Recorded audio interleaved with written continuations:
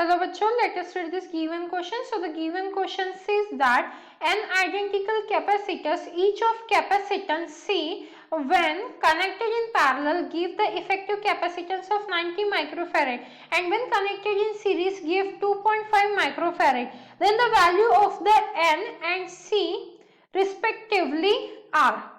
तो देखिए हमें क्या बताया जा रहा है, n आइडेंटिकल कैपेसिटर्स को हमने सीरीज में कनेक्ट कर दिया है तो हमें कितना मिल रहा है, 2.5 माइक्रोफेरेड मिल रहा है, और जब हमने उसे पैरेलल में कनेक्ट किया तो तब हमें कितना मिलता है, 90 माइक्रोफेरेड मिलता है, राइट। तो आप देखिए यहाँ पे क्या बोल रहे हैं वो, अगर मैंने बहुत सारे कैपेसिटर्स को क्या कर दिया है, सीरीज में कनेक्ट कर दिया है, तो मेरे सी एस की value equivalent capacitance of the series connection वो कितनी आई है, 2.5 माइक्रोफेरेड। और जब मैंने इनको पैरेलल में कनेक्ट किया, ठीक है, कुछ इस तरीके से, तो मुझे कितना मिल रहा है, सी पैरेलल सीपी की वैल्यू मिल रही है मुझे 90 माइक्रोफेरेड, ठीक है। तो अब देखो, क्योंकि इन्होंने बोला है आइडेंटिकल कैपेसिटर्स, तो देखो लेट सपोज मैं अगर यहाँ पे दो कैपेसिटर को सीरीज में कनेक्ट कर रही हूँ, तो इसका सी इक्विवेलेंट कैसे फाइंड आउट करती हूँ मैं, 1 और ये दोनों सी ही है, तो ये गया 1/c प्लस 1/c, तो ये क्या हो जाएगा, 2/c हो गया।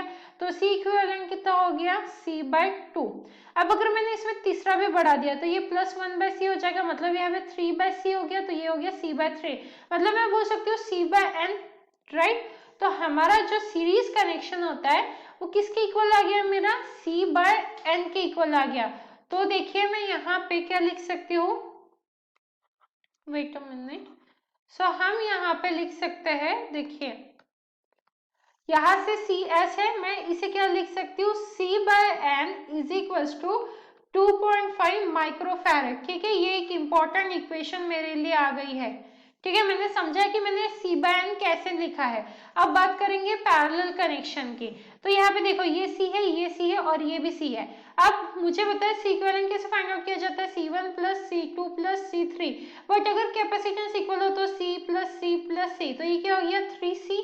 अब अगर मैं चौथा कैपेसिटर बढ़ा दूं तो क्या आ जाएगा, एक और सी आएगा, मतलब यहाँ पे 4c हो गया, मतलब मैं nc लिख सकती हूँ यहाँ पे, C equivalent for parallel capacitor, right. मैंने क्या लिख दिया, nc।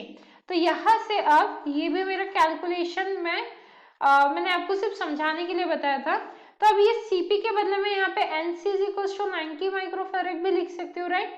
ये आ गई मेरी दूसरी इंपॉर्टेंट इक्वेशन, ये सेकेंड और ये फर्स्ट इक्वेशन। अब मुझे बताइए मैं यहाँ पे क्या चेंजेस करूँ सो दैट मुझे n की वैल्यू मिलेगी। देखो मुझे चाहिए है n की वैल्यू, तो मैं n is equals to 90/c भी लिख सकती हूँ। तो अब मेरी इक्वेशन 1 देखो, क्या है मेरी इक्वेशन 1, मेरी इक्वेशन 1 में बोला जा रहा है, यहाँ पे जो मेरी इक्वेशन 1 है वो मैं c एज इट इज रखा और n के बदले मैंने क्या डाल दिया यहाँ पे 90/c, ठीक है, 90/c डाल दिया। ये किसके इक्वल हो गया, 2.5 के, या मैं इसे 25/10 भी लिख सकती हूँ, राइट। तो ये हो गया 25/10 के इक्वल है।